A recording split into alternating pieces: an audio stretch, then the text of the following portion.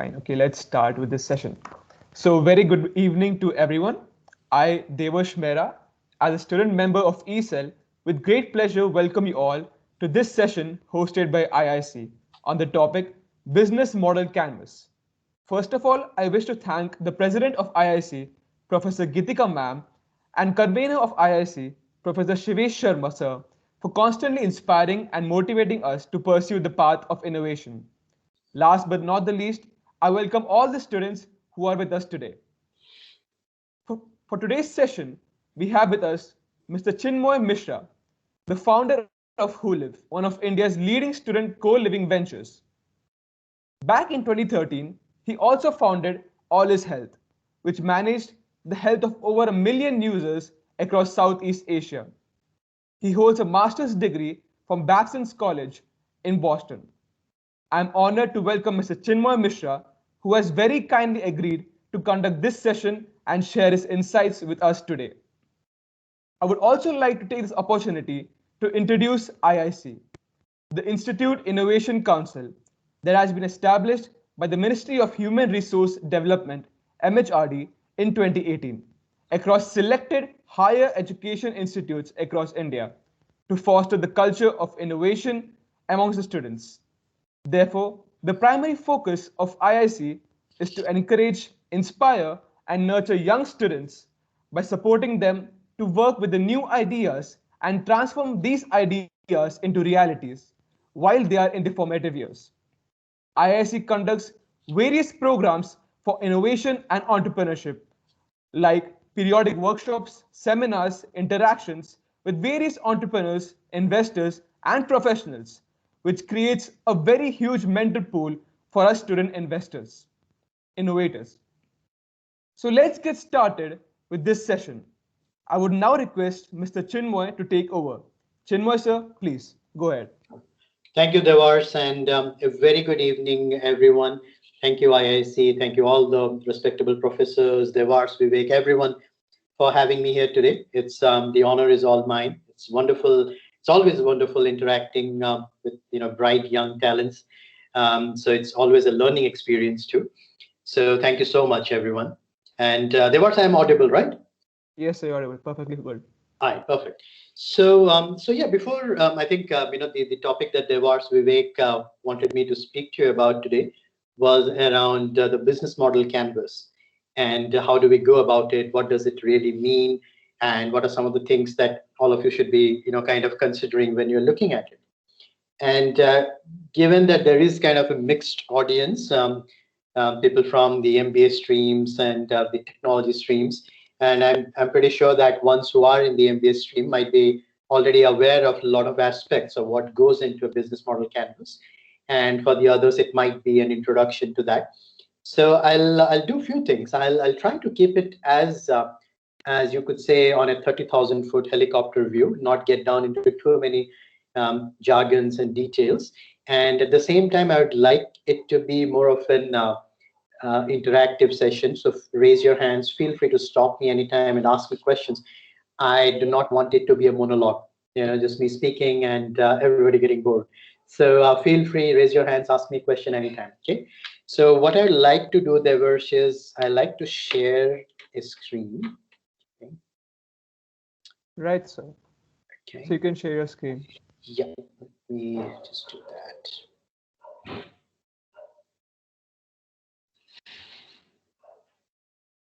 Okay, my screen is visible, right? Yes, sir. Okay.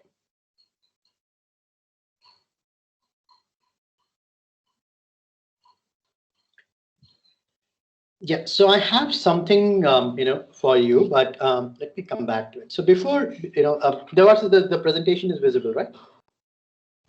Yes, sir, it's perfectly Okay. fine. All right, thank you. So everyone, before we get into the business model canvas and what goes into it and all the constituents, maybe, let's take a step back and try to understand what exactly is a business model canvas and why do we need it in the first place, right? So if you look at it from time immemorial, right, whenever we come up with any new business idea, whether it is a startup idea, whether you are an up and running business, or you want to grow and expand, whichever phase you are, your business is, there is always some amount of planning involved in how do you take your next step, where do you go from there, and so on, right? So business planning as such is not a new concept. It has been through ages, since the time businesses were there. Even a local Kirana store does business planning, right? And sometimes way better than we could. So it has always been there. Um, what has evolved over a period of time is how do we go about it? Now, earlier times when I started my entrepreneurial journey way back in 2012, 2013, and during the time when you had some of the amazing stories of the Flipkarts and the Snapdeals coming up in India, the ecosystem was really starting up. The startups were no longer looked at as as something that you could do in your pastime as a hobby. Startups were becoming a legitimate kind of career opportunities. So during that phase of time when we started off, the moment we approached any investor, when moment we approached any strategic partner, I think the first thing that was asked of us was to share a business plan. How do we intend to grow our business? How do we intend to go from place A to place B? And at that point in time, everyone expected us to share a pretty voluminous business plan, a business document, a Word document, which would span about 30 pages, 40 pages, and so on, right? And we need to understand where that came from. That came from because till about the 2000s, late 2000s, the only source of funding in our country when you talk about startups were primarily the banks, of the financial institutions, the government runs, right? And when you approach any bank, even today, for raising capital, they would like to have a look at your books. They would like to look at your income statement, your balance sheet, your cash flow statements.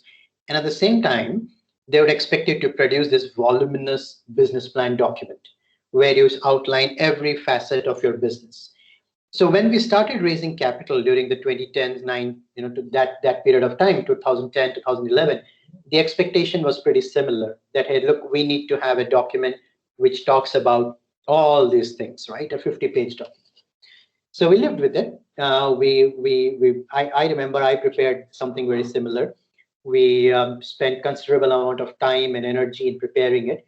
And to be really honest, after a few submissions, nobody even went back to the document. Nobody even looked at it, simply because it was so voluminous, right? But anyway, so that was the starting point. So gradually now, if you look at all around you, the world has evolved to a point where our attention spans have come down significantly. We are living in the world of Instagram and Twitter, where we don't spend more than few minutes on any particular content that we have.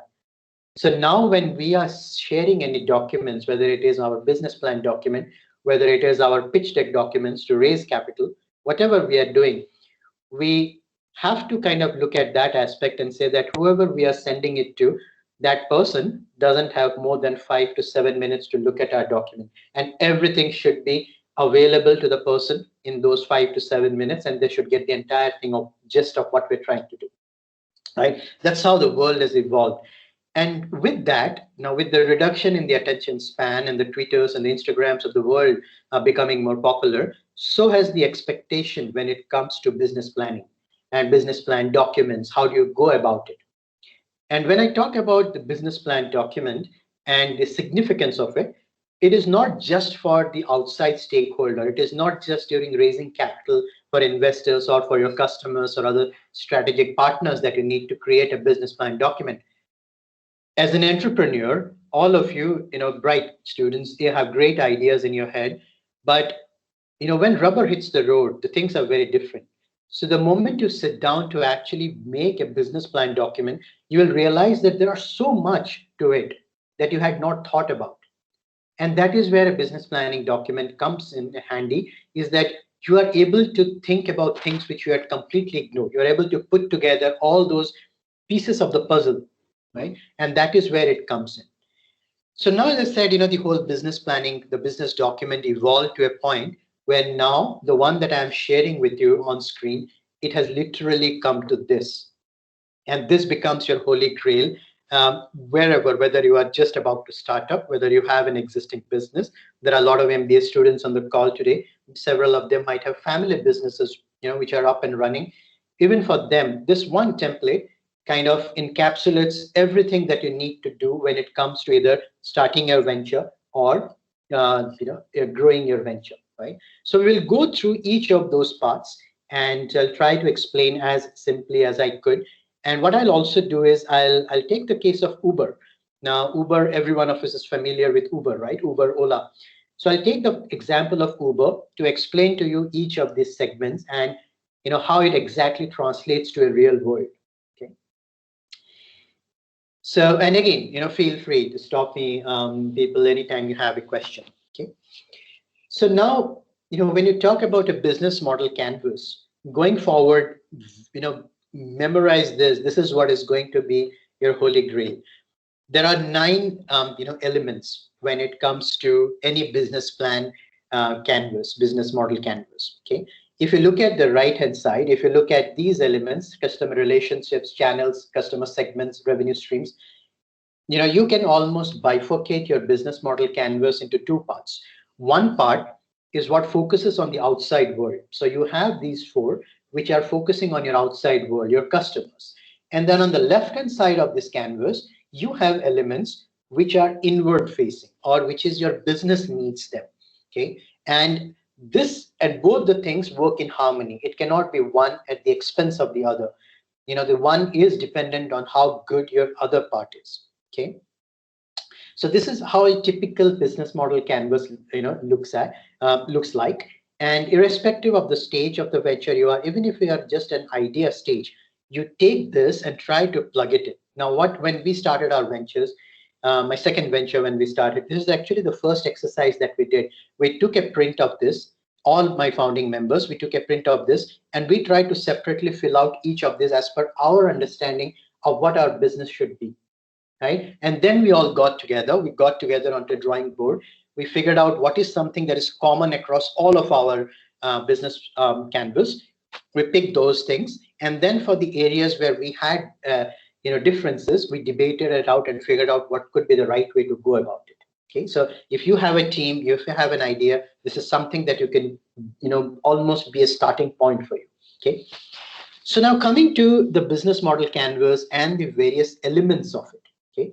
Typically, when we start doing it, we start doing it from the right-hand side, which is your customer segments. Okay. Now, what the customer segments essentially defines is that you have a problem statement in mind, right? Now, when you have a problem statement in mind, it is obviously solving the problem of certain customers, right? So who are those customers? What is the problem that you're trying to solve? Right? If you are not, and that if you are unable to identify a very clear customer segment, that indicates that your problem statement needs more refinement, or maybe there isn't a problem at all. Right? So if you're unable to identify a segment, that can give you, indication on 2 levels. One, whether there are actually some customers who face this as a pain point and who might be willing to take this up, your offerings. Or second, is your idea even worth going ahead with? If you're unable to find those segments, then maybe it's much better to drop that idea. So it can almost be a validation of your ideas. The other thing, everyone, that I've seen a lot of people go wrong in customer segment is that when we are starting our ventures, we are so passionate about the problem that we're addressing, and we want to always change the world, right? We want to always do good for everyone.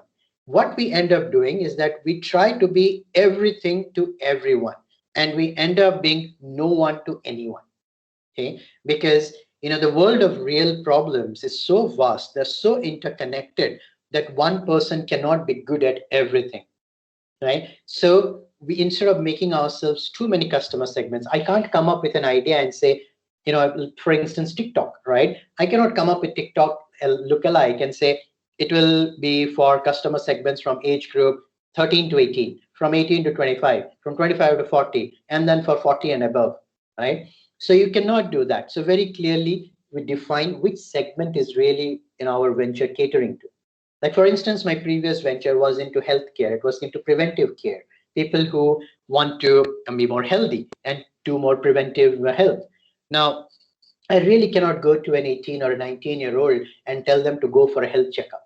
They would never do, right? So my segment was very clearly something from an age group of 25, 26. When people start working, that's when you start getting more stressed.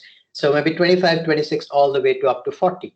right? That was what our segment was, because everything else then depends on your segment, the customer segment, right? So this is how you first and foremost thing you do is define your customer segments.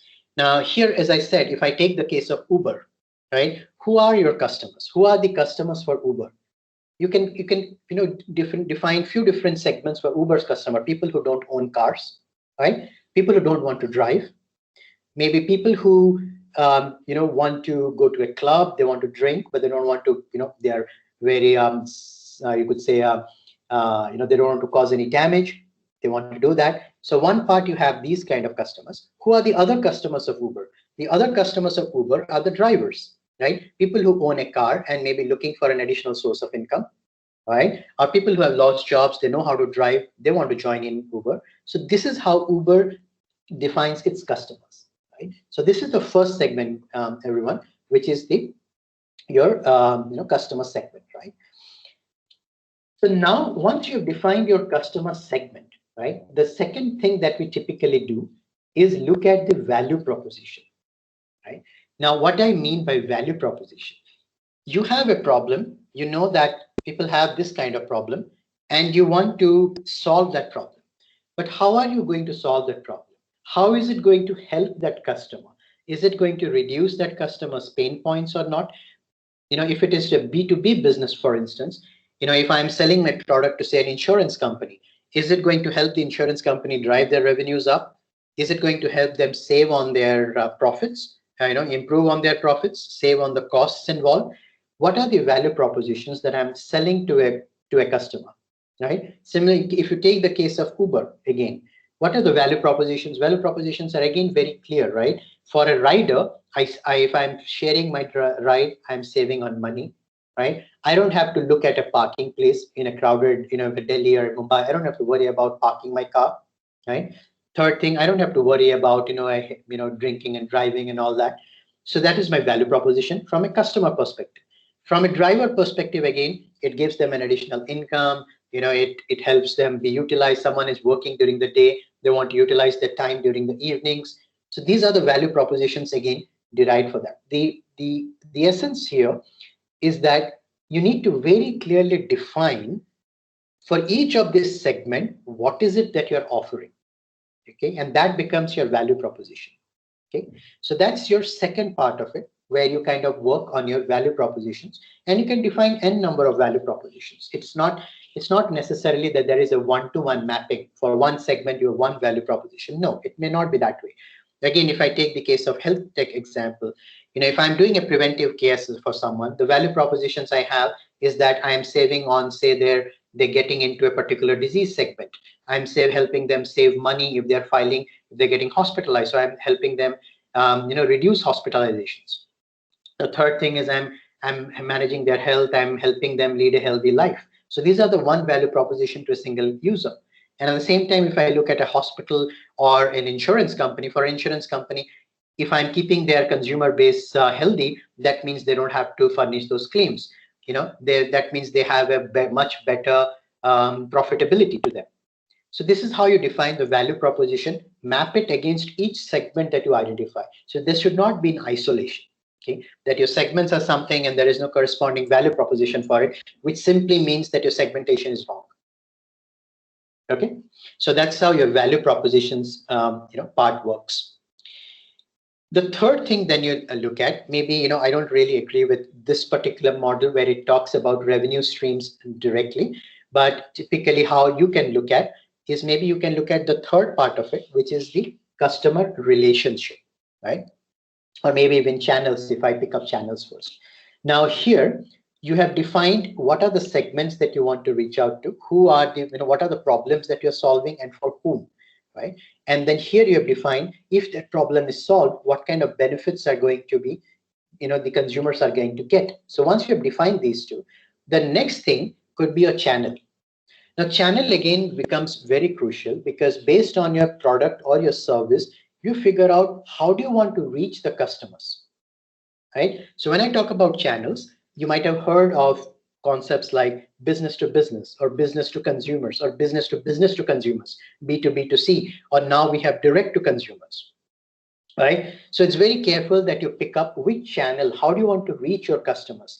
And it's not necessary that you have only one channel and not multiple channels. Several companies have multiple channels by way of which they reach out to the customer segments, right? If I take the case of Uber again, now what are the ways that Uber is reaching out to customers? Uber is reaching out to customers via Google SEOs, Google AdWords, through their app, through their website, right? Through word of mouth. So there are various channels that Uber is able to reach out to you.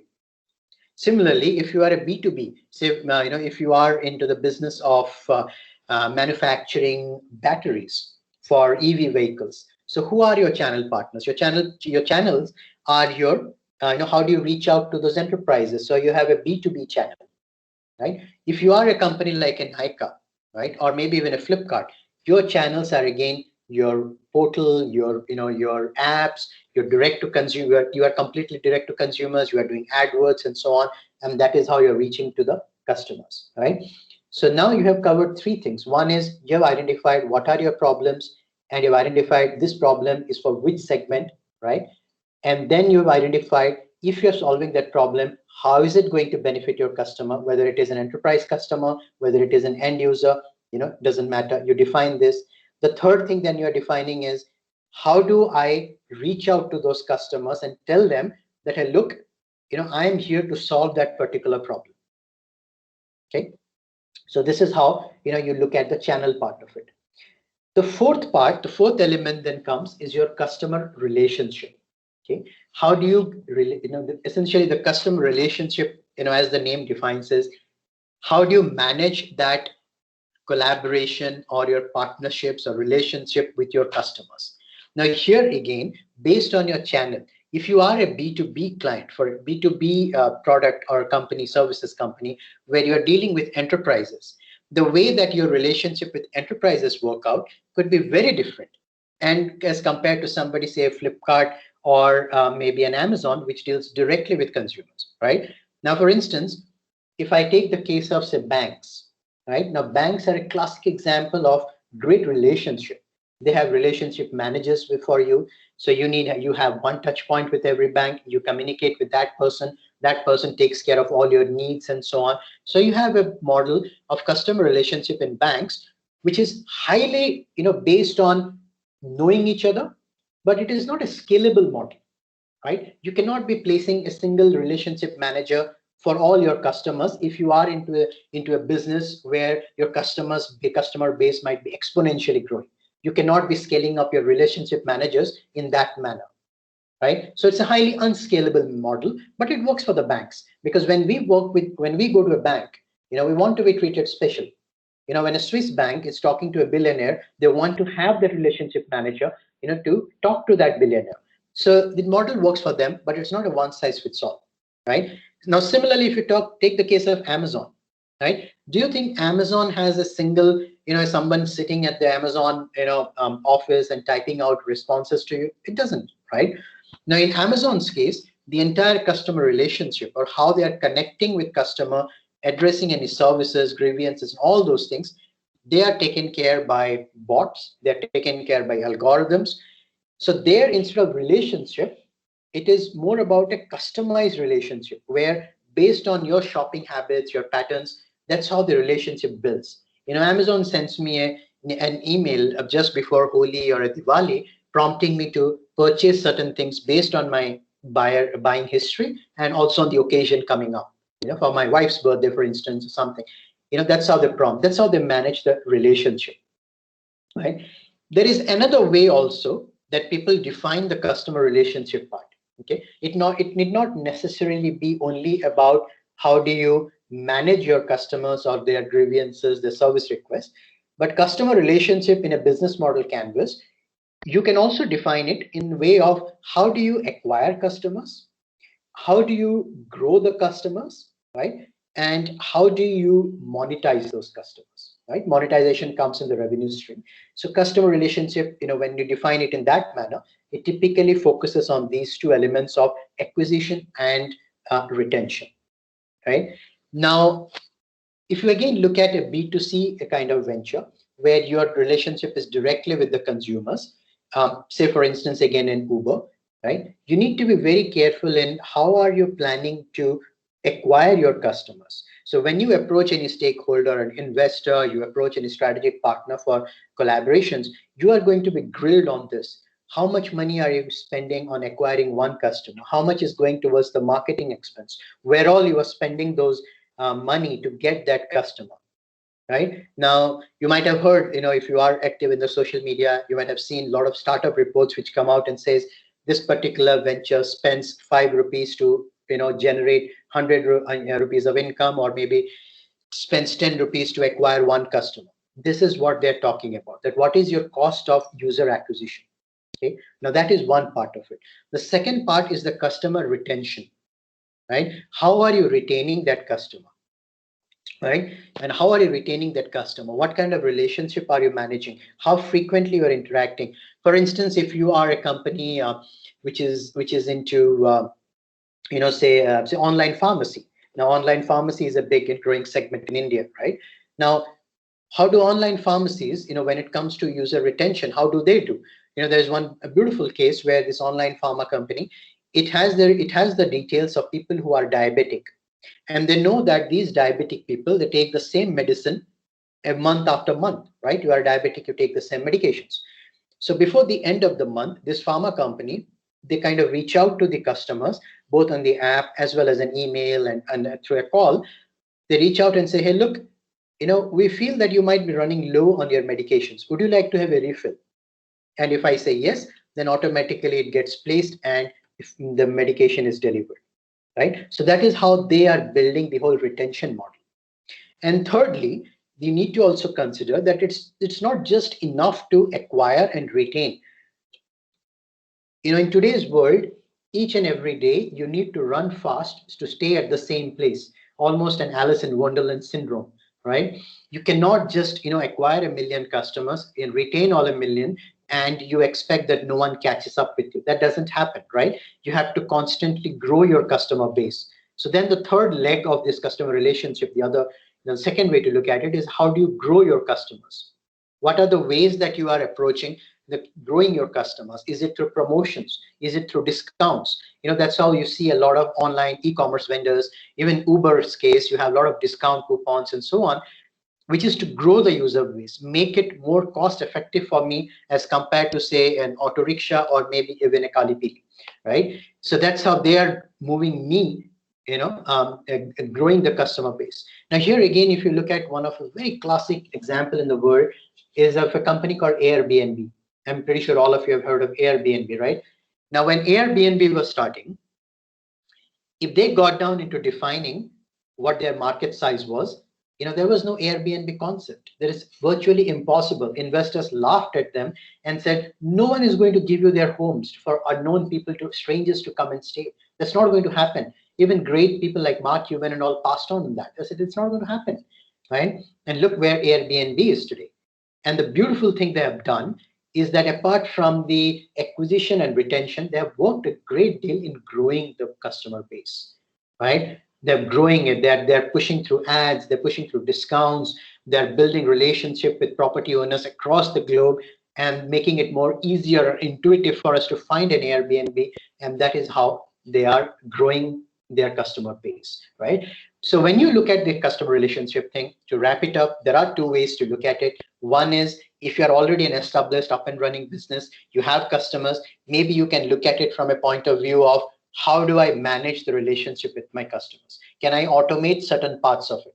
Right? Can I have a very full-fledged CRM, customer relationship management software, to take care of these things? So how do I do that? If you are a slightly younger startup early in your journey, then maybe you can look at it more from a perspective of, how do I acquire, retain, and grow my customer base? Okay, so that is what the customer relationship box talks about.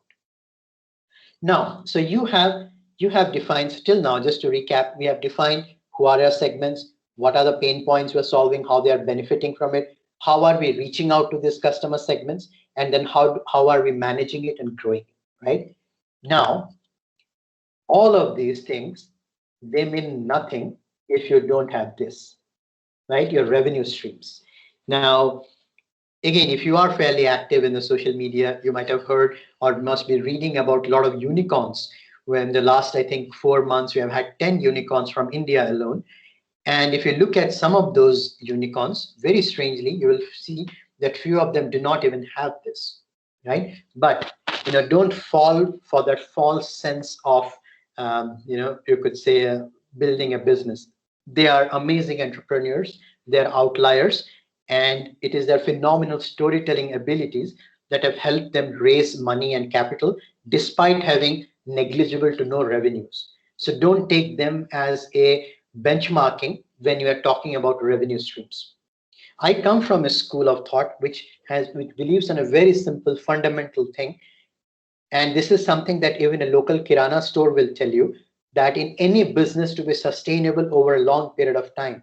I built a business in 2013 with 4-member team in a 4 by 6 room, right? And in 2018, I sold it to a Singapore group for few $1 million in double digits, right? From 4-member team. And we started with putting in about 5 to 6 lakhs of our own capital.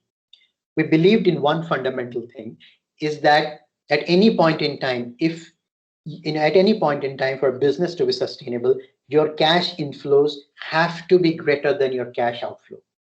If that is not the case, what you are constantly doing is that you are constantly in a fundraising mode. You always have to be dependent on outside capital for your own sustenance, because you do not generate enough money from your own business to support your costs.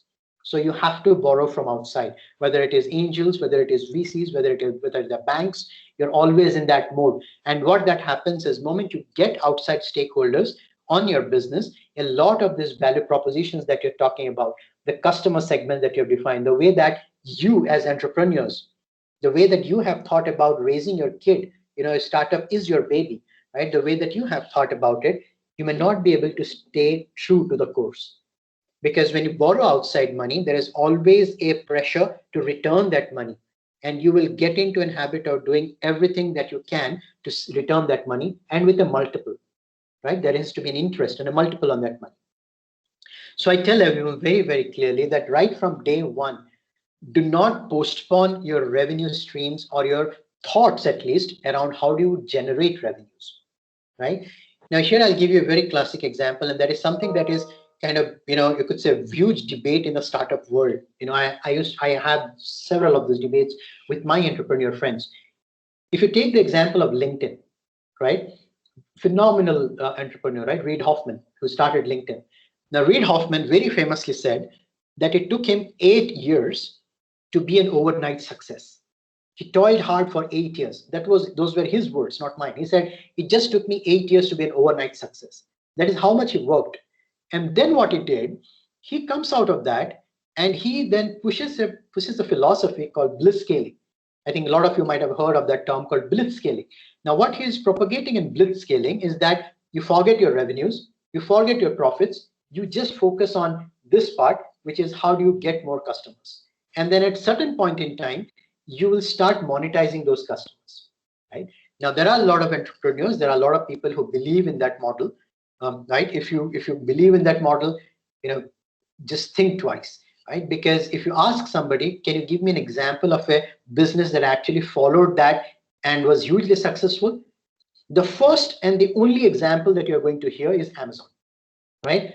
Now, you see the trouble there. If the only example is Amazon, what happened to the rest, right? So this part, gentlemen, everyone, this is extremely valuable, that right from day one, for each of those propositions that you have identified, if I am saying that it is going to save costs for as a value proposition, if I take Uber and I say for a customer, it is going to save them money, right, as compared to say in Kalipili or in any other cab, then I very clearly need to define, yes, I have given them a 50 rupees discount, but how much am I earning from them, right? Or if I'm saying that a driver can enroll for Uber and drive his or her car for 15 hours a day and generate X amount of money, how much is my commission on that? Or how much am I keeping and giving it a commission to the driver, right? So that is why you see the phenomenal companies like Uber, they have defined these revenue streams very carefully and right up front, that for each of those value proposition, if I'm solving a pain point, how much are the customers willing to pay me for that? Okay, that's how you define all your revenue streams. Your revenue streams could again depend on the kind of nature of businesses you are. If you are in a D2C, direct to consumer model, your business could have subscription models. Like for example, if it is an online online fashion, then you could have a subscription model where people subscribe to receiving certain beauty products every month in a bag. You have a subscription model. Same time, you might have a one-off purchasing, an e-commerce model where people just come and buy a beauty product, right? You are solving different pain points for different people, and in each of those, you are monetizing it. You might have an ad, you might have an ad revenue, right? Here again, if you take the example, very famous example of Google, for example. Now, what does Google do? Google is, if you look at the AdWords or how they make money of ads, there were two options behind them, right? Two options for them. One was they could have come to me and said, hey, Chinmoy, if you're looking at student accommodation, we feel that a lot of people search using the word student housing. So we will sell that keyword to you. So that keyword belongs to you. Anyone says student housing, your name comes up. Google could have very easily done that for me, right? But then they would have sold it for, it would have been a one-time sale. They would have sold it to me for once, and then they would have no rights on it, right? Instead, what they did is that, they said, look, we will tell you the 5 things that people search more commonly when they're looking for their, housing for their students. And we are going to do, you are going to bid for it. We're not going to sell it to you. So now what happens? I am bidding for it. I pay for it. My competitor goes and bids for the same words and they pay for it. And XYZ, everyone starts paying them for the same keywords in a bidding process. So imagine the kind of money they are making from each one of us, and versus if they would have sold it to us, right, as a one-time sale. So this is where very clearly define your revenue streams right up front of how much you want to charge, when you want to charge, and how you want to charge. Okay.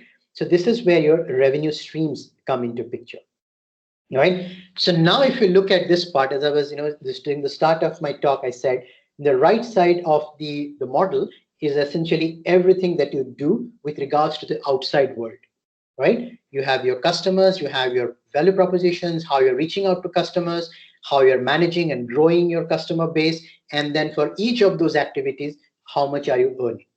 So that defines your right-hand side of things, right? So then you come to the left side of things, which is your key partners, key activities, key resources, and cost structure, right? Excuse me, sir. Sorry, go ahead. Yeah. Yeah, actually, I have a doubt in the part where you explained about the model, like the Amazon followed the blitzscaling model.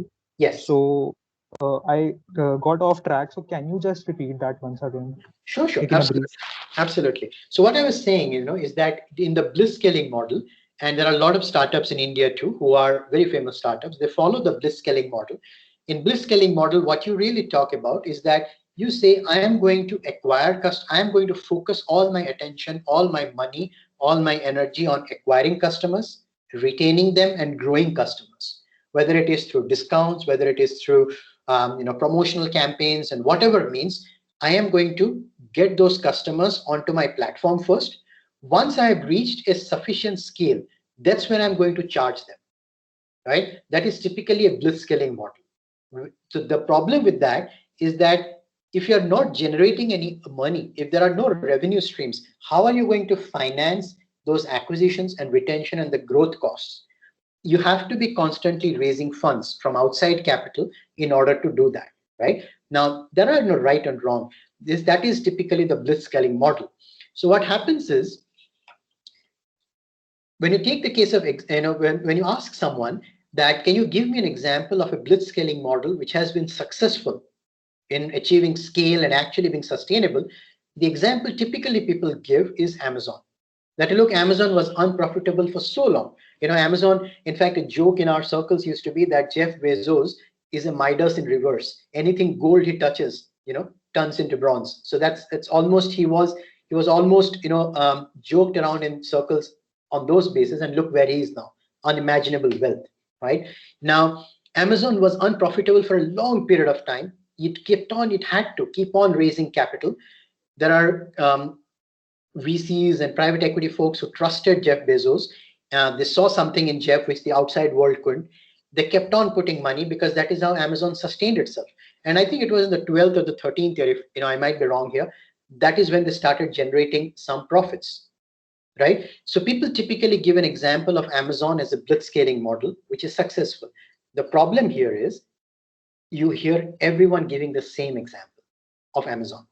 There are where are the blitzscaling? If you can forego your revenue generations, you don't need to worry about it. You just need to keep growing your customer base.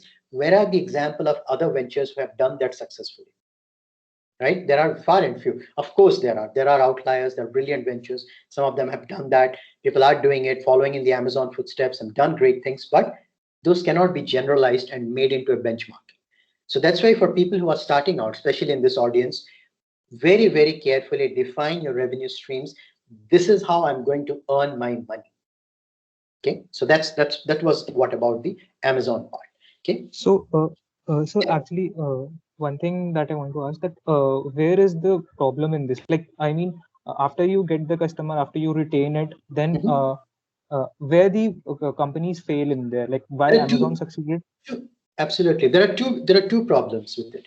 Now, if you're focusing on acquiring customers and retaining them, right? You are spending on customer acquisition. How do you get customers? You are spending on your marketing expense, right? You're running promotional campaigns, discounts, and so on to acquire those customers. And how do you retain those customers? You are again spending money to retain that. Now, if you are not generating any revenues, where is that money coming in to finance those costs? It is coming in from outside capital, right? So you are dependent on venture capitals, you are dependent on angel investors to fund your costs, right? Now, again, there is nothing wrong in that. The problem happens is that, at some point in time, when you run into a problem where you cannot raise more capital, that's when the cookie starts crumbling, right? If you have borrowed money, you're not able to justify that with enough traction, then the same investor might come to you and say, look, we gave you $10 million. You have not scaled to the extent that we hoped you would scale. So we are not going to put in any more money. Now imagine, in that position, your costs are immense. You have no revenue stream and your investor has said not to give you money, right? That is where it's a house of cards, and that is where it crumbles. Okay, that is problem one. The problem two with that model is that I believe that, look, I will first reach about 1 million users. I will put in all my capital. Imagine in a world that I don't have to worry about venture capital funds. They will keep on funding me, right? Imagine that world. I have no worry about outside capital. So I keep on generating money. I keep on, giving discounts, promotions, acquiring customers. I keep on, retaining them and all that, in the hope that once I reach 1 million customers, I will turn on the switch and then I will start making money, right? I will start selling them. The problem with that is that if I'm waiting for 2 years, 3 years period to actually start monetizing my customers, what happens if by that time another startup which is more nimble, which is more disruptive, which has a better technology, that comes out and says, hey Chinmoy, move aside, we are here now. So what happens then? I have spent all my money, I have burnt all the money to acquire 1 million customers, and here comes another startup 4 years down the line, which is doing the same thing in a much better way, and the consumers are attracted towards them. Right? There is nothing stopping from doing it. And that is what happened with people like, say, Salesforce coming in, and Salesforce almost pushing IBM and the other huge groups out of their way and saying, look, your monopoly is done. We will do the same thing faster, better, and much more cost efficient. Right? So these are the two fundamental problems of blitzscaling. Of course, there are different schools of thought. People might differ on that.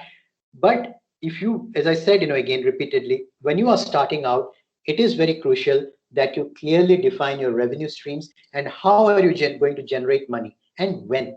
Okay, you might delay it for a year. You might say, in the first year, I will have my minimum viable product. I will come to market with it. I will see how customers are taking it. At the end of the year, that's when I will start monetizing it. Fair enough. People do that, right? But at least you have a plan on how are you going to monetize it, right? You are not constantly in search of, pivots that I will do 1 year, then I'll see where I stand, and then I will decide whether I should charge, not charge.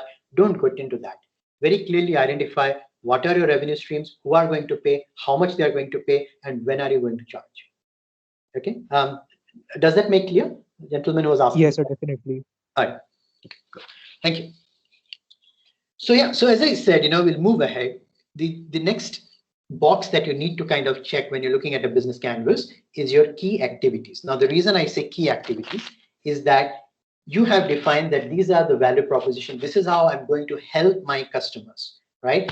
Then the very obvious thing to look at is something internal and say, what are the things that I'm going to do in order to solve that, right? So if I'm telling in my insurance company partner that, hey, look, I will help you detect diabetes in your customers much before they themselves know about it. Based on all their data, I will tell you if a person is going to be diabetic in the next few years, like a disease prediction, right? That is my value proposition to the insurance company, saying that if you know that, then you can engage with that customer better. You can push that person towards a diabetes management program, right? Or maybe periodic health checkups, monitor the sugar levels so that you stop that person from being diabetic.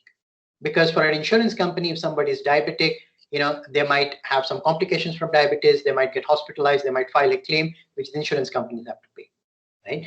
So that was my proposition. Now, in order to achieve that, what do I need to do? I need to get into activity number one for me, which is actually building an analytics platform, building an AI and ML platform, which could take in all this data from the insurance company, from hospitals, from the consumer themselves, through their maybe say wearables, the smartphones, and so on, process all that data and come out and say, hey, look, Chinmoy is at high risk for diabetes. And if nothing is done, he might become a diabetic in the next 2 to 3 years.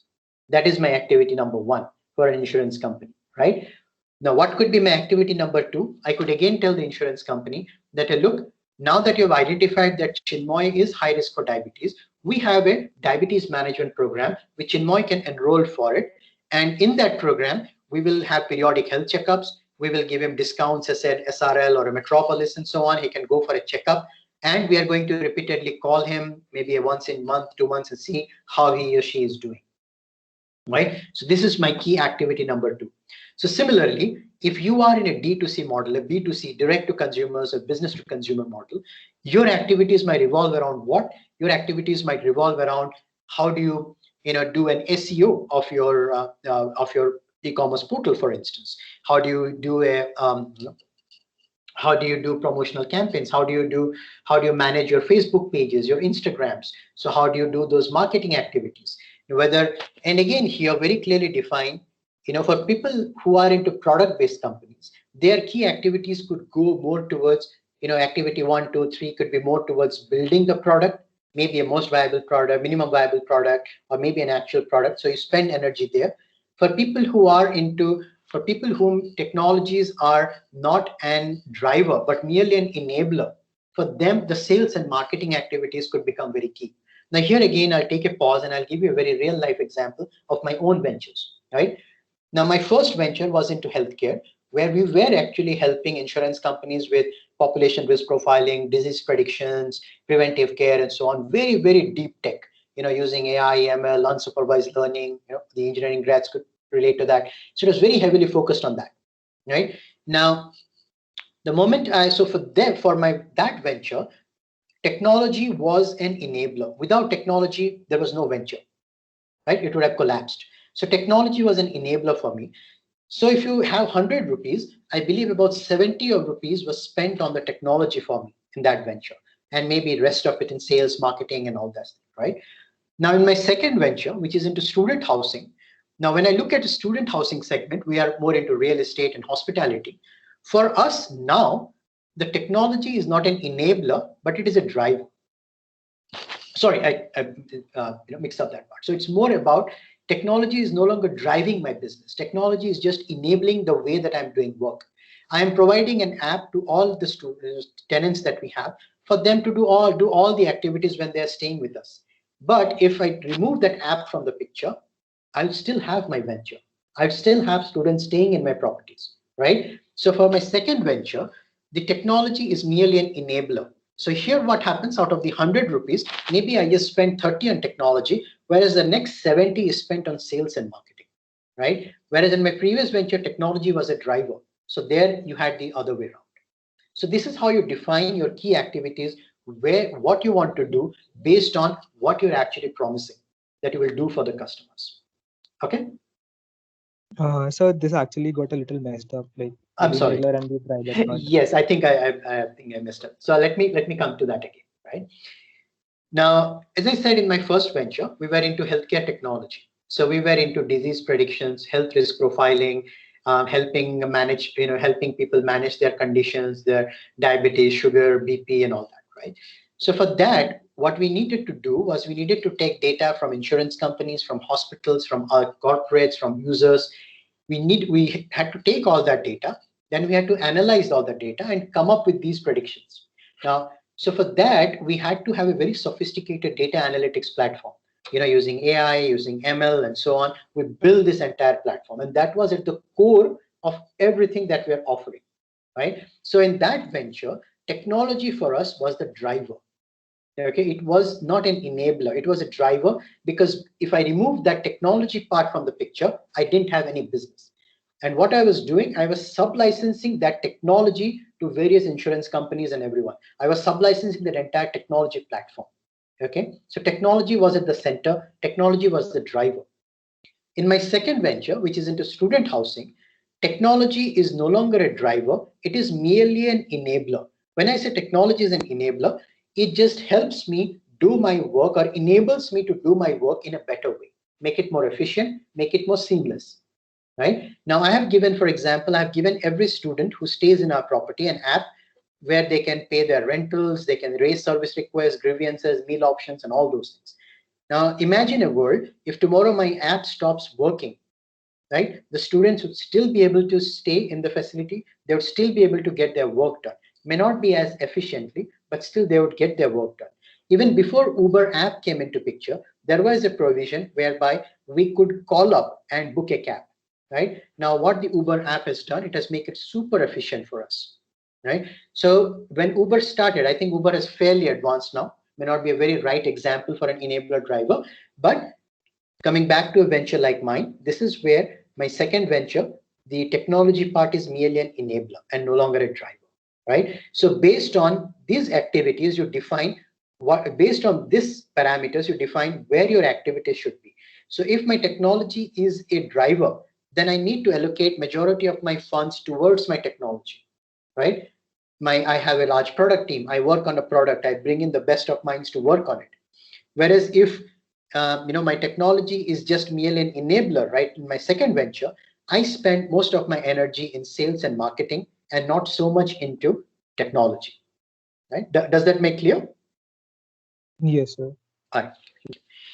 Okay, so this is how you define all the activities that you want to do. So similarly, I was giving an example of the direct to consumer or B2C customers. If you're looking at those channels, then maybe you might do activities like social media marketing, or you might run campaigns or Google AdWords. So those could become your key activities that you want to do.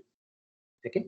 So now that you've defined that these are the XYZ things I want to do, then the next, the very logical question is, how do you do that? Okay, now here again, depending on your mix, you define the resources. Now, if I am building a very heavy data analytics platform, then obviously my resource number one is a great infrastructure, right? I will look at an Amazon AWS, or I look at a Microsoft Azure as a cloud platform. How do I bring that in? Do I use SQL servers? Do I build in redundancies and so on?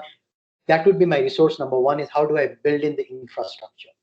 Right? So my second resources obviously would be smart and capable people to actually work on it. So my human capital, right? So that could be my resource number two. So essentially, based on all the activities that you have done, identify those resources. If you are again a direct to consumer, you spend a lot of energy in sales and marketing, then you might want to hire resources who are great in marketing, or influencers, right? So you might want to get some of those kind of resources. So once you have defined this thing, I think that's pretty straightforward, right? That what do you need to achieve those activities? What do you need to have in place? Whether it's infrastructure, human capital, or other kind of.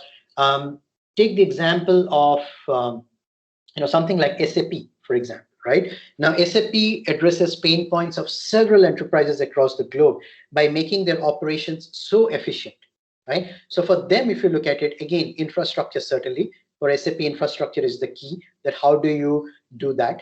The second is they got people who are great in customizations. Now you purchase an enterprise, you purchase SAP, and then you get those very cool people to come and customize it for your, for your organization. So their base product, their infrastructure is fairly stable. What they keep on doing in terms of resources is with regards to people who can customize it and build on top of SAP, right? So that is how you keep on defining what are the resources that you need to do that, okay? Now, coming to the second last part, which is about key partners. Now here again, it takes me back to the first thing that I talked to you about in terms of identifying the problem. Now here I told you something that, the problem that a lot of us run into is that we try to be everything to everyone, right? The reason we have a key partners on a business canvas model is because, again, the same thing, we cannot do everything ourselves. There are a lot of specialized things where we need to depend on partners for us to do that. Okay, again, in a very simple layman languages, for very simple layman language, if I have to run a WhatsApp campaign, if I have to reach out to my student segment, who are from 18 to 25, say using an Instagram ad, run ads on Instagram or have WhatsApp campaigns, I need to tie up with a marketing agency or a marketing partner who have all these various demography, they have data on all of these. So I need to reach out to them and say, hey, look, partner number one, can you run this campaign for me? I want to reach out to this particular segment in, say, Meerut, so they do it for me. So your key partners could be, from that level all the way to, say, to take the case of somebody like an Intel, for example. Now, Intel is heavily dependent on chip manufacturers in Taiwan. Those are their key partners. Intel is not trying to build everything themselves. They are moving towards that. But for the majority of the history of Intel, they were always dependent on chip manufacturers from Taiwan as their key partners. So each and every activity that you define, you figure out whether that is something that you want to build in-house or whether you want to have a partner in order to do that. Right? So here again, if I give you my own personal example, as I said, we were helping an insurance company figure out if someone has a risk for diabetes. And then we were telling the insurance company that, look, if someone is at high risk for diabetes, you want to run a diabetes management program, we could help you with that. But here we realized that we do not have doctors on board. We are not from the physician community. We cannot run a diabetes management program. We do not have those knowledge. So what we did, we partnered with companies who were doing exclusively diabetes management program. They had doctors on board, they had practitioners on board, they were doing just that. So we partnered with them, right? Then the next logical step we took is that we said, look, now that we are managing the sugar diabetes of somebody, we can also deliver medicines to them, right? But then again, we didn't go about building the online pharmacy network or the pharmacy network ourselves. What we did, we approached a 1mg, we approached a PharmEasy, a NetMeds, and said, would you like to partner with us? Because we have 100 people who are diabetic, they take medicines every month, we know who they are. The insurance company wants their medicines to be delivered at home. Would you be our partners? We will enable you on our platform, right? So that is how we went on building these key partners, right? So, and if you are into, say, a gaming, for instance, you might want to partner and you are good into sales and marketing, but not so much into product development. You might want to partner with a gaming development company, right? Maybe an app development company, website development company. So very clearly, based on each and every activity, try to define whether you have the competency to do it in-house or do you need to have a partner to help you with that. Okay, and even there's wonderful people like, I think it was Mark Cuban or somebody who again said a very beautiful thing is that partner is anyone who helps me make money. And that's the one sentence which defines who your partners are. Okay, they help you make money. So that is how you define your key partners. Then the last thing, once you have done all these exercises, you've figured out how you're going to make money, what you're going to sell to whom, how are you going to sell, how are you going to build that service or a product, and who are your partners, everything that you have put in together, then comes another critical, I think these two are the most critical segments. The second, the last segment is the cost structure, right? How much are you going to incur in expenses in order to do these activities, in order to get these resources, whether it is infrastructure, human capital, your sales and marketing team, your HR and everything, how much is it going to cost you? right? How much you are paying to your outsourced partner. So again, it's very difficult from day one. The typical tendency for us entrepreneurs is we always underestimate costs and we overestimate our revenues, right? Very, very typical. So if you look at any projections, any financial projection of a startup company, you will see that the initial first few years we will show, costs are extremely high, revenues are zero, very nil. And then suddenly from the third year onwards, you will see revenues almost like an hockey stick growth, whereas costs are almost the same or have come down. And in real world, that never happens, right? There are so many unforeseen costs which keep on coming. When you start your venture, whatever costs you arrive at based on all these activities and resources, whatever costs come out, just blindly increase it by 10 to 15%, right? And that would be your cost structure. Any profitability that you are calculating, if you are pitching it to any investors, whoever that you're going to, always remember this, that there are always unforeseen costs. So whatever cost structure you come out with, inflate that by 10%, because trust me, that is what is going to be your costs. Okay, so this is where you define all those costs which goes, and try to be as detailed as possible. When we are pitching, when we have all the projections, if you go to a good VC, a good investor, they will always ask you for a very detailed financial model. And when we get to it, we go down to the level of how many minutes my ad is going to run on Radio Mirchi, right? Or how many resources am I going to hire in the year 4 of my venture, right? How much would be the salaries at that time, and taking into account the inflation today, inflation costs and everything. So be as detailed as possible. There are a lot of financial modeling, free downloads, spreadsheets that you can download and start working on that. But the more and more you get comfortable with the cost structure and how are you going to make revenues, I think that's when you will start seeing a more concrete, cash flow to your business and so on. So be mindful that, your costs, we very, we could say very subconsciously, we try to underestimate costs. Don't fall into that. Always look at, the most, you could say, the worst case scenarios, right? That if I have to hire a technician or a technology person at a market rate, for 5 years, I am paying him or her not less than 20 lakhs. You don't put 10 in your spreadsheet to show profitability. You put 20. Okay. So this is how you define the cost structure. So this, everyone, is what is an entire business model canvas is, right? So when you are starting your ventures, just take a print of it. All your team members, ask them to fill it up based on your own understanding, your perception of who you are, what you want to do, and where you want to go, right? Once you have, all of you have brainstormed and done your own individual work, that's when you get together as a group, figure out what are some of the common things, put that in, and for the rest of the things, debate yourself and see how, what actually you want to do. What it does at the end of the day is that all your thoughts, all of the individual members, the thought processes become aligned.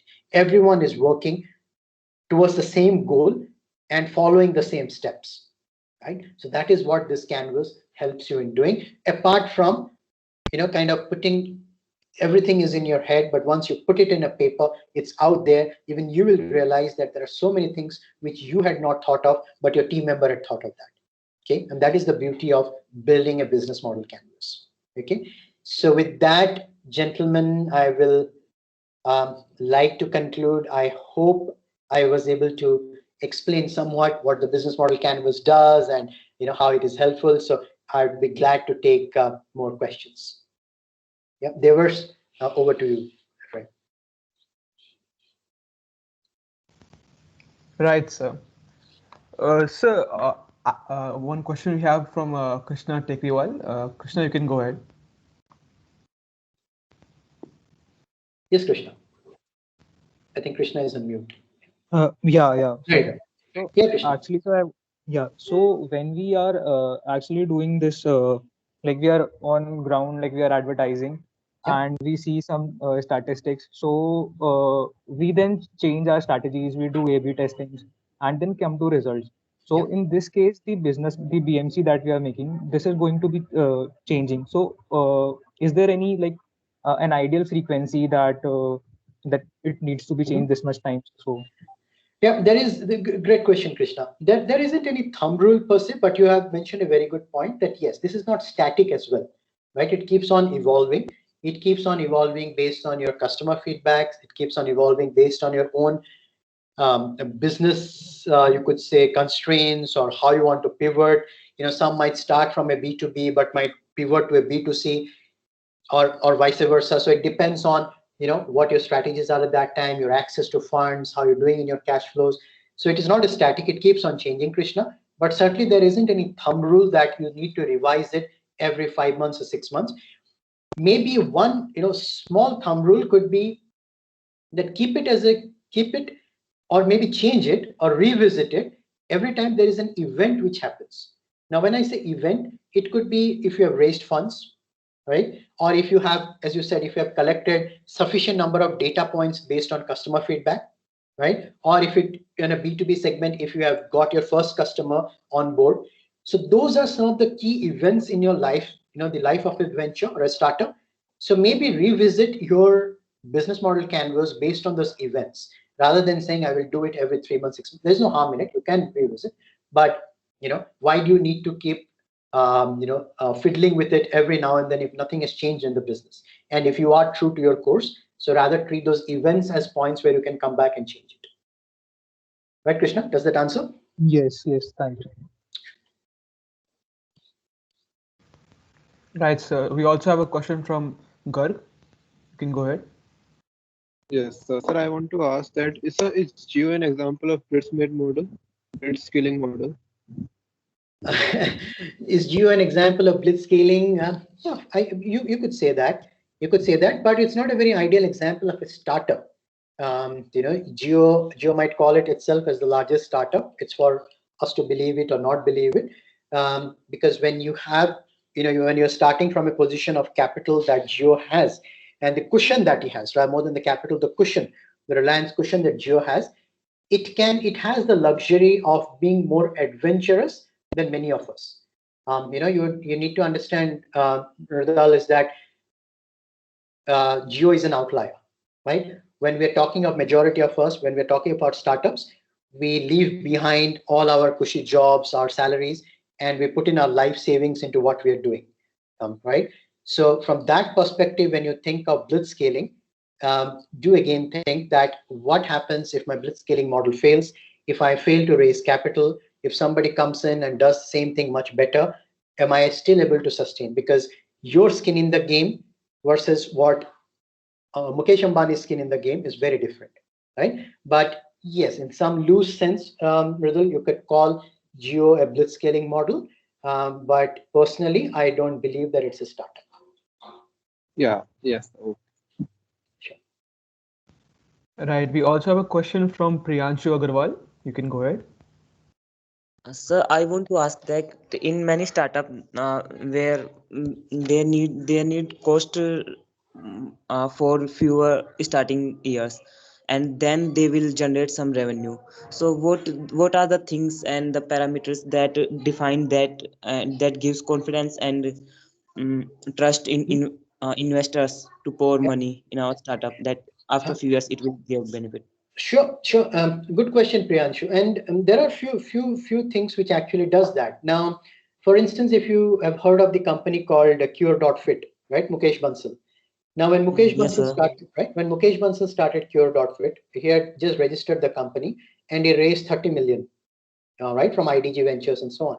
Now, and even the phenomenal Kunal Shah, the Cred guy, he raised so much funds from Cred with hardly any revenues in place. Now, you need to understand, Priyanshu, is that the investors are giving this, whether it's a Kunal Shah or a Mukesh Bansal, they give them those funds because they are second-time entrepreneurs having built amazing ventures previously, right? Mukesh Bansal built Myntra, Kunal Shah built FreeCharge, right? So they have given significant return to their investors. They know how to build a company. We might disagree, we might debate at the end of the day whether they should be profitable, this or that. But when we're talking purely from a fundraising ability, they're phenomenal, right? And they're able to do that because they have those pedigree. They're second-time entrepreneurs, and they have showcased that, right? Now that is one way, Priyanshu. If you do not have that, if you do not have that pedigree, if you do not have that background to it, the other way that you could raise funds at a very early stage, or investors could trust you even though you're not generating income, is if you are into a space where there is something to be, where you are building a moat. When I say moat, it's an you could say unique selling point, which is difficult for your competitor to replicate, right? It could be about, say for instance, you have taken a trademark, you have done a patent, or if you have come up with an algorithm which you have taken a patent, nobody else can do it, or for instance, you have come up with a financial solution, a fintech like a Zerodha equivalent, which is X times faster than how Zerodha works, right? You have done it way better. You have built a moat which is very difficult for your competitor to replicate just by putting in money, right? Those are the ventures again, Priyanshu, where investors will have confidence and put in money in you, irrespective of whether you are generating income or not. The problem is if you are into a space which is slightly commoditized. Now, if I tell today, Priyanshu, that I'm going to set up an e-commerce portal which sells books, right? I hardly have any moat. There is no USP, there is no trademarking, no patent that I can have. For in that case, for me to have the investor confidence is extremely difficult, right? So that is how it gets defined, Priyanshu, that based on these parameters is what typically the investors look at and say, can we trust Priyanshu or not? Can we go ahead and put funds or not? Okay, does that answer, Priyanshu? Yes, sir. Thank you, sir. Thank you. Right. Also, we have a question from Priyanka Verma. Priyanka, you can ask the question.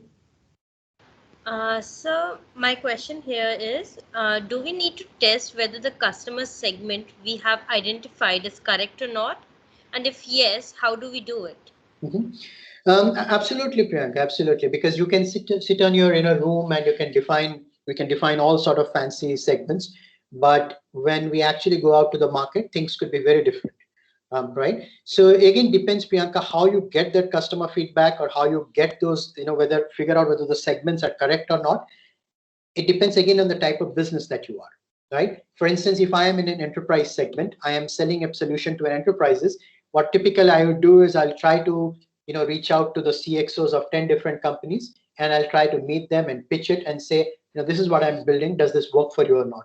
And in 10 to 15 enterprise customers, I would have a fair idea that which kind of enterprises, whether they're smaller enterprises, whether they're enterprises with less than 100 employees or less than 500 crore in revenue, those are the kind of customers who are more willing to buy my product, right? So you get a sense on that. If you are in a D2C, direct to consumer, say for example, if you are a Myntra or a Nykaa, you then again need to have a much bigger sample size because you are in a customer segment, right? You're a B2C segment. So maybe you need to reach out to about 10,000 customers, 10 different age groups. There are a lot of people who run this kind of surveys for you, right? Even before you start building your product, you can approach these key partners again who will run these surveys for you, and they will do it in a very different demographics. They will pick up different income levels. They will pick up different age groups. They will pick up different geographies, different tastes, different patterns, different buying patterns based on what the previous purchases there. So based on all that, they will have run the same kind of surveys, how much they're willing to pay if what you're building is offered to them, how much they're willing to pay, whether they will pay or not, how many times will they pay.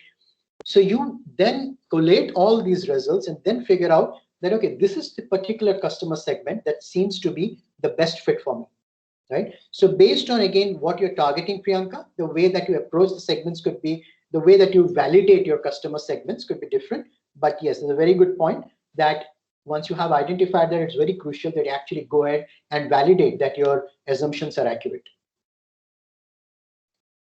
Right? Does that help, Priyanka? Yes, sir. Thank you. Thank you. Yes, so we also have a question from Tanam Gupta. Tanam, you can go ahead. Hello, sir. Hi, Tanam. Go ahead. Hello, sir. So first of all, I would like to say that it was really an amazing webinar. This answered all of my questions. Appreciate it. Just one more question. I would really like to know your thoughts on, actually I was reading an article on, said that right now this is kind of a bubble that is going on. It could be said that this is a startup bubble. Something I guess you might be familiar with, the .com bubble. people were very confident that these companies will earn money, though they were not having any revenues. And right now a lot of companies are not making any profits or are not even hardly generating any revenues. Yeah. So what are your thoughts on this, sir? I would really like to. Sure, sure. So Tanam, certainly, I mean, you have hit the nail that the lot of valuations in today's time are bloated. The correlation between valuation of a company and your revenues and your profitability, there is a huge mismatch. A lot of people are raising funds at crazy valuations, and when you actually look at their financials, you're surprised that why are the investors trusting them with that kind of money? And I think that the gentleman before you asked that. So I mean, whether it is a bubble, Tanam, or not, I think, to be honest, it's a bit early to say. The reason being, we are coming out of almost 10 to 12 months of absolutely no activity, right? So a lot of the investments that you are reading about right now, what we see in the press is just an article saying XYZ has raised funds. But what we miss out is the backstory, that how much time did it take that venture to actually raise funds today? A lot of ventures that my friends and all who have raised funds recently, their term sheets were signed before pandemic. They were signed almost in Jan or Feb, but they were gone into a burner during the lockdown. The investors came back and said, look, we have a serious liquidity crunch. Nothing is happening. We will look at the term sheet again once things open up. So now what has happened, Tanam, is that moment things started opening up, there was slightly better liquidity. The investors started honoring these term sheets. And that's why you see so many startups getting funded, the funding news coming out almost every day. We have a new unicorn being announced, right? So whether that is, really creating a huge bubble, or that is something that was pent up and now getting released, that's why I said it's difficult to say if it's a bubble building up. As far as valuations are concerned, the overvaluations, Tanam, yes, to some extent I do agree that what is happening, Tanam, almost is that the funding at a later stage is becoming more of a momentum investing rather than fundamental investing. Now, when I say momentum investing, the new investor coming in is looking at who are the existing investors, at what valuation the company had raised funds. So they are building on that momentum, that if a Matrix had invested, a Sequoia will come in and say, if Matrix had invested, let me give a higher valuation and put in money, right? So it's a momentum which is building up. And the reason it's building up, Tanam, because we have two options, right? Now, these unprofitable companies, the profitability or unprofitability of a company, it matters to the entrepreneur, to the founders, right? But to the investors, it is purely a financial game where they're there to make money, and there is nothing wrong in it. It's their business model. That's how they make money. So, an early stage investor will expect a later stage investor to come in, give a higher valuation so that they can exit, and then the baby is with the next investor. The next second investor will again want to valuations to go up at the cost of profitability, revenues, and everything, so that a third investor comes in and gives them an exit. And it goes all the way till you have a private equity guy who comes in and puts in a 400 or 500 million, like the way it is happening with Byju's and all that. They can come in and put in 400, 500 million and give all the VCs an exit. And then the private equity guy will either go in IPO, where the retail investors then come in and they take care of all the losses, right?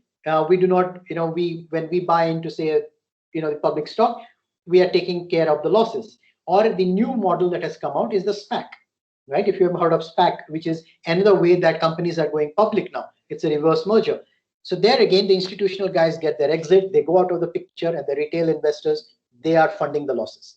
So Tanam, it is at a very essence of it, it is a mismatch between what an entrepreneur wants in a venture and what a venture capital wants from the venture, right? And that is something I will urge you to. It was a beautiful series of tweets by Kamath, Nitin Kamath, the founder of Zerodha. He talked precisely of that. Zerodha has raised zero money till now. Whether you talk about Zerodha, Zoho, they have raised zero capital from outside, and they're phenomenal. Zoho for me is the finest Indian startup. Right, and Zerodha is closing in on that, and they have raised no outside capital. So you read about his tweet where he talks precisely of this thing, that how there is a mismatch or a misalignment between what an investor looks at and what a entrepreneur wants. So in that sense, Tanam, yes, maybe there could be a bubble building up. It is. I think time will tell. Right? Does it help, Tanam? Sure.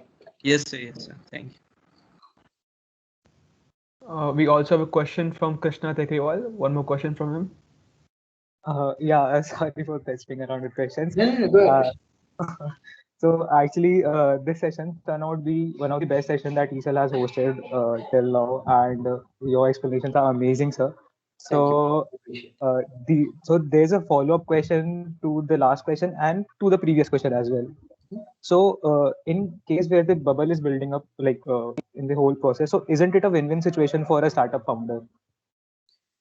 Of course it is. Of course it is, Krishna. If someone comes to me and says, here's $1 million for you, even though you have no revenues, no profitability, I would accept it gladly. There is no holier than thou here, right? So I would take it gladly. And if a second investor comes and gives an exit to the first investor at a 5x, 6x their valuation, both the parties are happy too. But what we need to understand, Krishna, is that there is a problem building up on two levels, right? Is this the right way to build a startup ecosystem where the capital, the valuations are bloated based on momentum and not fundamentals? Now, reason I say, if you look back, now, as I said, Zoho for me is the finest Indian startup in current generation. If I take up 10 years back, there is a company by Rajni Bector, Cremica, right, which just went IPO. A woman from outskirts of Jalandhar, taking her, starting with a small kitchen, taking it all the way to IPO. Read about the story. Phenomenal story, right? And I don't think she took capital all the way just before IPO for Motilal Oswal. If you take 10 years before her, it's a company like Infosys, right? When Infosys, everyone started as a startup, right? Infosys, when they started, and look where they are today, phenomenal startups, right? And if you look at their investors who came in, they were always fundamental investors. They looked at your balance sheet. They looked at your cash flows. They looked at your projections, and that's what they're based on it. But now it is becoming more of a momentum investing. So the problem, Krishna, is this the right way to build an ecosystem in India, right, which is still at a nascent stage, where still the people are averse to risk capital? It is not a Silicon Valley where you have abundance capital, right? I'll give you from another perspective, Krishna. If you look at West Coast, if you look at Silicon Valley, the reason people have, there is bloated valuations again, is because there is so much of availability of capital that if I raise from VC A today, VC B will come in, give VC A an exit, and VC B takes over, right? Then VC C comes in and VC D goes out, and so on. But here, if you look at it, Krishna, the number of funds are limited, the number of exits are limited. So what happens if one particular VC keeps on pouring money into one venture which is not profitable, no sign of exit? Your entire money is getting locked up. And money is always a zero-sum game. If I'm putting $100 that I have in one venture and I'm not taking an exit, I do not have anything to spend on 10 different ventures who could be amazing ventures, amazing startups. So there's a liquidity crunch. If VCs don't have exits, they don't have money to put in other ventures, right? So that is the problem, that we are replicating the Silicon Valley model, but we're not there yet.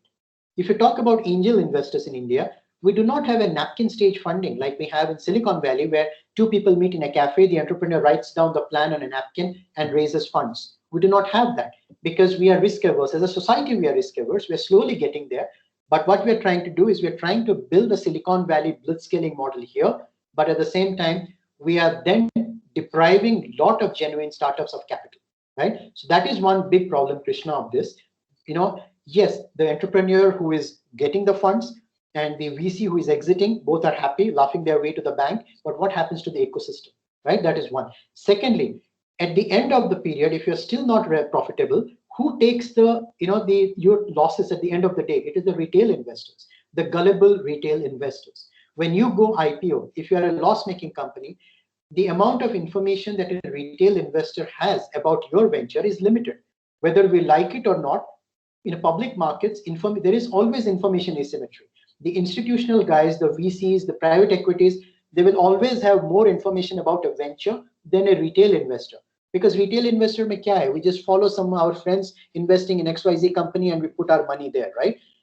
So imagine that same thing, Krishna, that people put in their hard-earned money into a venture, not fully aware that this venture is hugely loss-making and might collapse in a day, right?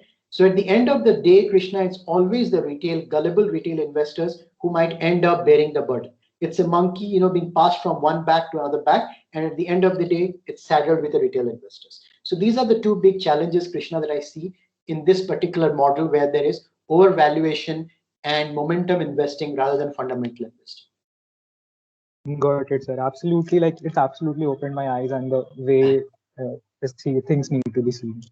Thank you, Krishna. I appreciate And so, one more question I had, that like if you're early starting up and you have selected your niche that where you're going to build your startup in, so is it preferable to like hire guys who are going to do the in-house market research, or should we outsource it?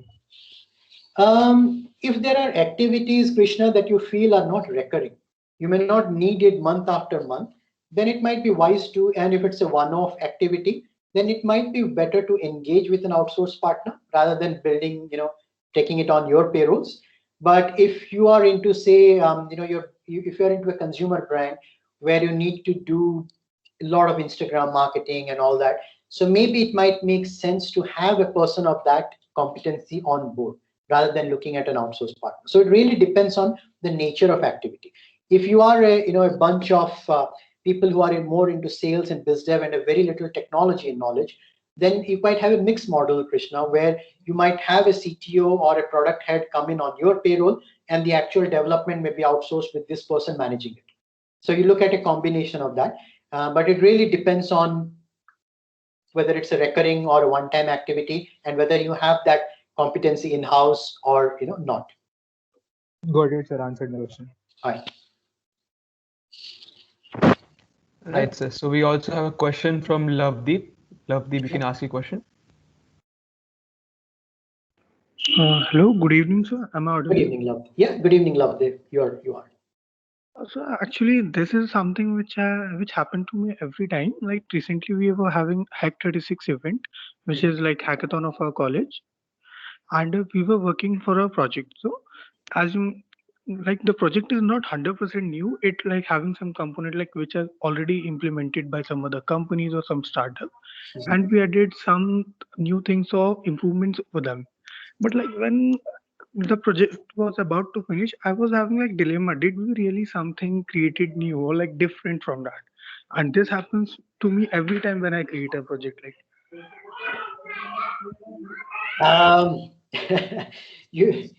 you will always have that dilemma, Lovedeep. Anytime you think of an idea or think of doing something, rest assured that there would be hundreds of people across the globe thinking about the exact same thing at the exact same time.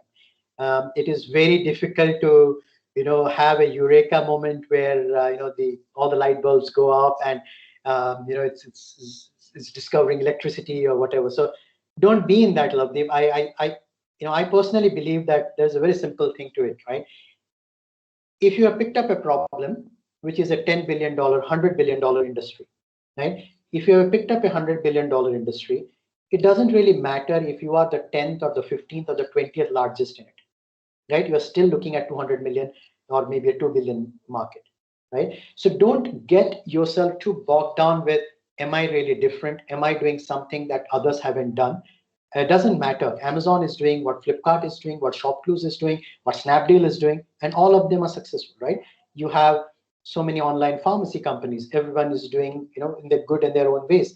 So don't get too bogged down with it. If you have an idea, if you have a conviction that this is something that I like to do, you have a passion for it, just go ahead and do it. Don't worry so much about competition and let not competition bog you down. There will always be. And forget about all that, Lovedeep. If you have a brilliant idea, you think that no one else in the world has come up with that, and you start doing it, there is no guarantee that within a month there won't be 5 people copying you and doing exactly the same thing, right? Then what will you do? Right. So stop, beating yourself because of that. It's really comes down to how you execute it rather than how brilliant an idea is. There are a lot of brilliant ideas, which have never seen the light of the day simply because the execution was terrible. Right. So all that it comes down to, Lovedeep, at the end of the day is execution. Facebook. Now, Facebook wasn't new. Facebook wasn't novel. There was Orkut before that. There was MySpace during the same time. Right? But Facebook did it better and bigger than anyone else. Why? Because their execution was phenomenal. Right? Does that help, Lovedeep? Did I get your question dilemma correctly? Yes, sir. So one more thing which I want to ask. Uh-huh. Like it happens like when you come to an idea, like when idea comes to you always have feeling like you don't want to understand that this may exist or someone already had implemented. So like what are the reality checks, like steps or something, rule of thumb that you can implement? Yeah. Yeah, absolutely. No, absolutely, Lovedeep. I think whenever you think of something and you feel that, hey, I might have stumbled on something big, it's always wise, mere Google search, just try to figure out if someone is doing something on similar lines, and not that it should stop you from doing it, but then dig further into. If you find someone doing something similar, pick them out, do a research, find out that how can you do it better than them. There is always a scope to improve. And whether it is, if you have an Uber today, tomorrow you might have a drone taxis, right, coming up, which might disrupt Uber, which is unthinkable right now. So there will always be a way to do it better than what some of the competitors are doing. But yes, just this, rather, Lovedeep, I would say that start from a position where you assume that what you are doing is not unique. There are 5 people doing it. Start from that position, and because that will help you, figure out your competition much better. Because if you start from a position saying what I am doing is unique, nobody else is doing that, trust me, you will always be boxed within your own, you could say 4 walls and say I am the best. Right? Doesn't work that way. You very rightly said, go ahead, do your research, say that there has to be a company which does what I'm doing. Let me figure out who that is, how they're doing, and how can I improve. Right? Thank you, sir. Sure. Thank you. Right, so that is a question that actually comes to most of us, that we might have some competition and when to start, how do we start like that. That's Yeah, a pretty good there's point. always been, there's always be a competition, right? I'm not saying Right. that ignore competition. You always, look back for who is chasing you, who is ahead of you, but that should not deter you from completing the race. Right, sir. Right, sir. So we also have a question from Priyanshu Agarwal again. Priyanshu, you can ask a question. So my question was that how to learn and where to learn more about how to retain your customer. So like if I have an idea about an app like Neighbors Meet, where Okay. people can meet their neighbors and vendors can solve their like Facebook app, but Sure. for nearby area only. Okay. Then how will I assure that after 1 year, 2 years, the people will not bored by the same people or the limited people and will follow Facebook again? How do you keep retaining and growing your customer base, Yes, Priyanshu? I sir. think, yeah, Yes, I sir. think, the one of the good ways to, rather 2 ways, I would say. One is definitely read about some case studies of companies, not just from your own geography, but across the globe, who might, as I, told the previous gentleman to Lovedeep, that there is always somebody else doing something similar. So try to figure that out from across the globe, how they growth hacked themselves, how they reached scale, and how they retained their customers. You will always get some good insights from those case studies. Again, be very careful that don't do a copy paste model, because the context differ. If a similar app like what you're planning, if somebody in Brazil is doing it, their contexts are very different. So the way that the Brazilian customers might take an app is very different than what an Indian context is. So while you get some good insights, good points, try to see what fits into an Indian model and what can be customized and made into an Indian fit, right? So, but some of your, and that we typically call, Priyanshu, as comparables, companies that are comparable to what we're doing. So we'll always find examples from across the globe, study them, their growth hacking, and if you can implement that. That is one. The second way also, Priyanshu, is that look at adjacent industries. Don't just narrow your growth hacking or the way that you want to grow based on what some you or your competitors are doing, but look at adjacent industries. I'll give you an example for that. If you look at the banking sector, right now, a banking sector has derived a lot of its customer service.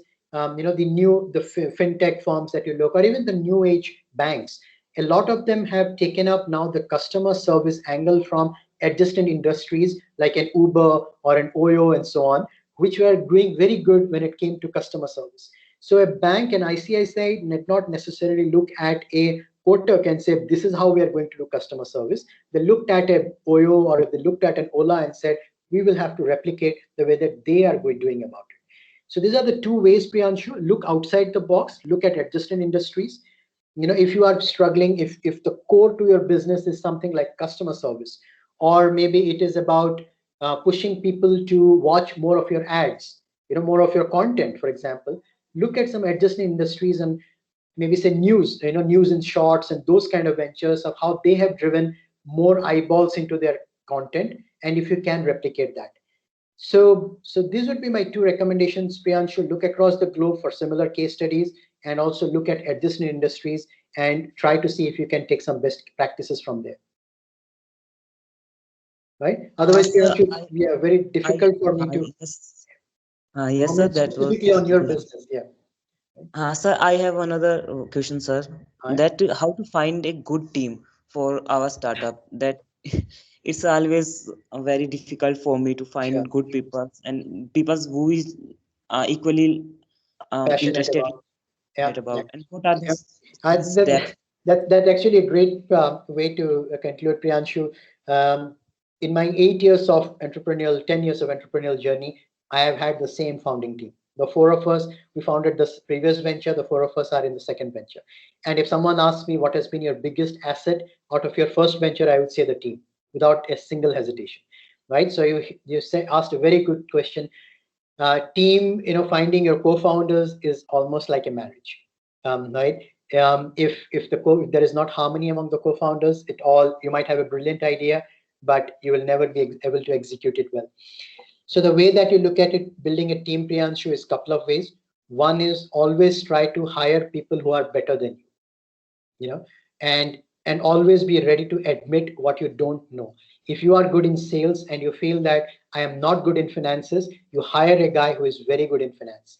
If you are not a technology person, look at hiring someone who is a technology guy. Never ever get into this false sense of comfort that I know everything. That is the first key thing of building a team, Priyanshu, is that admitting what you don't know.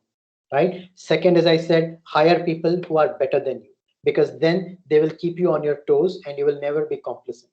The third thing is, how do you actually go about and finding it? Now that's the tricky part, Priyanshu. Just like in marriage, it's luck plays a big factor. If you find somebody, when you meet someone, you just know that yes, this is the person that is very passionate, equally passionate about this idea that I am, and this is somebody that I can work with.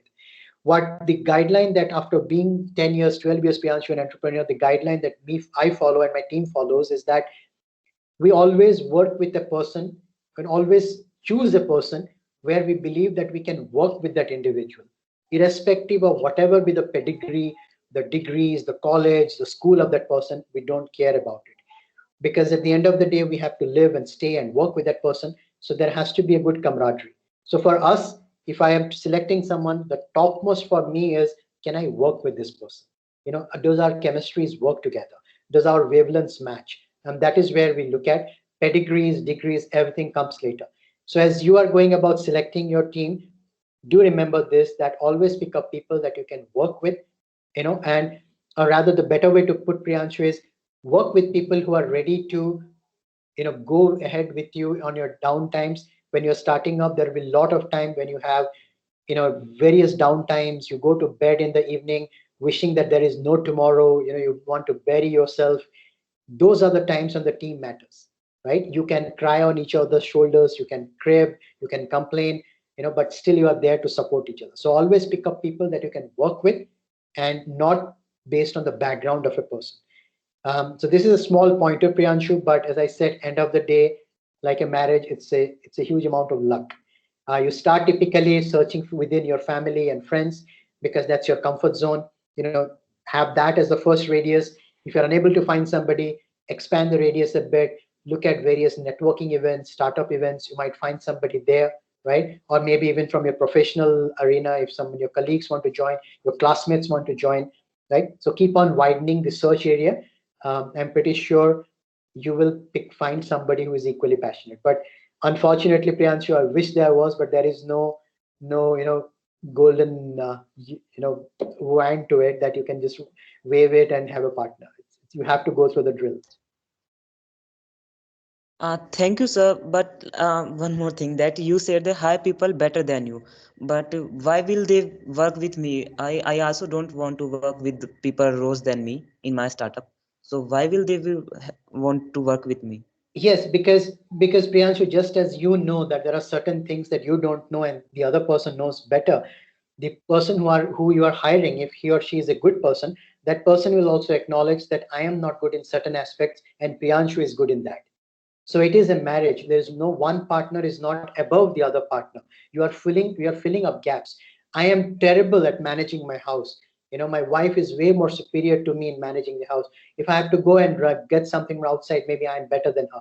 We are filling up the gaps. At the end of the day, is the entire piece, right? It is not activity per activity. If you are lacking in something, you are getting somebody. The other person is also lacking in something and relying on you, right? At the end of the day, it is the mutual collaboration and trust.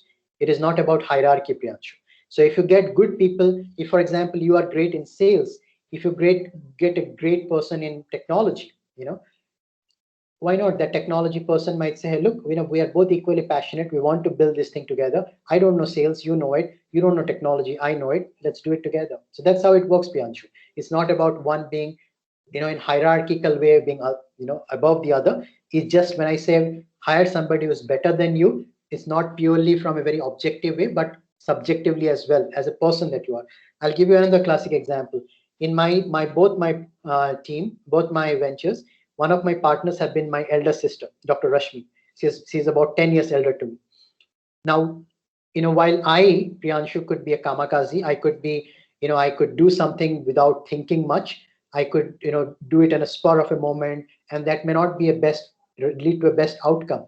But what she does is that she is amazingly detail oriented, something that I can never be good at, right? And she won't take any decision in haste, and neither does she allow the team to take a decision in haste without thinking through everything, right? So that is where she brings in that checks and balances. She's better than me when it comes to that aspect. But when it comes to maybe sales and biz dev, she relies on me to go ahead and do that. So that's what I meant by picking up people who are better than you, but not necessarily above you in hierarchy. Right, Priyanshu? Thanks a lot, sir. These Thank you. answers were very helpful, sir. Okay, Appreciate it. Thank you. Right, sir. So one last question, sir. Right. I had Sure. this question, like sir, like you told, right? At the starting, we make a chart, we make a complete plan about, from where we get the revenue and the cost, and the various stuff. So, but when we face like hard times in the business, when we're facing like immense hard time, especially in the COVID times, these startups and all, they faced immense hardships. So, sir, where can they compromise or where can they adjust in that business model? I think all of us went through that divorce, right? And I think the first thing that we looked at in order to get over the whole COVID thing, the pandemic, what cost cutting, right? So it becomes more of the cost part of it, because if you have provided a platform to a customer, right? Now there cannot be a reduction in your customer service or delay in responding to their queries or their complaints. You have to take that at war footing, right? You don't want to lose a customer. So you have to look inward and say, can we reduce the salaries? Can we figure out some redundancies? Can we, unfortunate it may sound, but can we let some people go? A lot of businesses had to do that. So last year, when a lot of even big funded unicorns and all, they let people go, people were questioning that, how could they let them go and so on. But from a business perspective, if you look at it, your hands are tied. You cannot compromise on your service quality to a customer. And Uber cannot say that, hey, look, before pandemic, if your booking was getting done in 5 minutes, now because we have reduced the server loads, it will take 50 minutes to book a cab. They cannot do that, right? So you will look internally and figure out where are the costs, the redundancy, and try to work on that, right? The other thing also, Devas, you could do is you look at all your, the customer segments, what you're offering to them, and you cut down on offerings which may not be revenue generating, right? Like a classic case of Oyo. Now Oyo had the bread and butter franchisee business, right? But they had got into townhouses, they had got into Oyo living, they had got into Oyo weddings. Now what they have done, they have scaled back from all of that, because weddings and Oyo living and townhouses was not profit generating for them. They were not really revenue generating. So in order to get over the COVID, they cut down on that, right? So that's how, typically based on where you are, what kind of service and product Devas you have, you look at either doing an internal cost cutting or removing some of the unprofitable revenue streams. Right, sir, right. Absolutely right. So, I would like to just ask Ashutosh Sabat, will you ask a question? Because your hand was raised. Yeah, yeah. Good evening, sir. Good Really evening. insightful session by you. So Thank I you. just had this one quick question that often founders look for a startup or an idea and they work on it, and if they fail, then they back out, right? So is in your view working in, as you said, in a particular industry better, say for education? If a founder is working for education, then no matter how many times you fail, you work for that. Is that a better way to go about it? Um, I won't necessarily look at it that way, Ashutosh. No, the first to set a very, because there are so many young audiences here, one of the things we should always remember is that an entrepreneur never fails. It is a company which may fail or succeed, but the very fact that you have chosen entrepreneurship, you have taken that first step, crossing the starting line is more important than crossing the finishing line. So never beat yourself up if your venture doesn't work out. The venture may succeed, fail, doesn't matter. You are successful. Now, having said that, Ashutosh, I don't necessarily believe that there are particular industries or segment which are easier compared to the others. If it is easier, you will have more competition, you will have more players to fight it out for the same size of the pie. Right? If you are in a difficult segment, like there is a rush towards edtech startups, there is a rush towards fintech startups.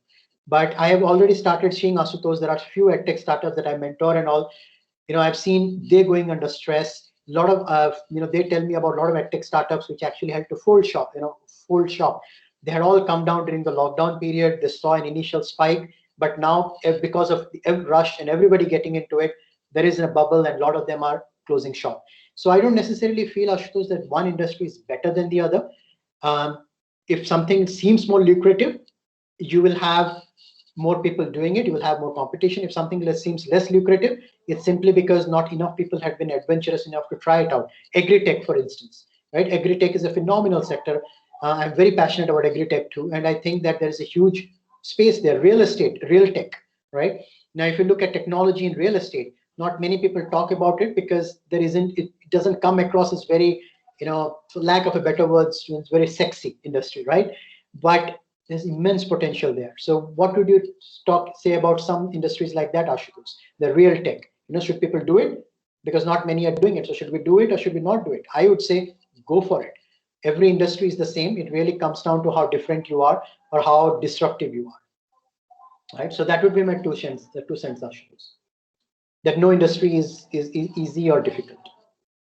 Actually, I was not looking at from the viewpoint of easy or difficult. I was looking at it from more of a point of passion, right? So people give up on the passion of building a business in a particular sector just because they got beat down, right? Sorry, Yeah. Ashutosh, if I misread your Yeah, yeah, so that was the initial question. Sure. If you're Sorry about passionate about building something in a particular domain, so should you be looking for revenue generation in other domains, or should you stick to a particular industry and hack your way through it? If I talk personally, Ashutosh, I have been in healthcare all my life and extremely passionate about health tech. But I'm doing something in real estate simply because it's a huge business opportunity. Right. So if you ask me about my real passion, maybe in 5 years, 6 years time, I might actually again go back to healthcare.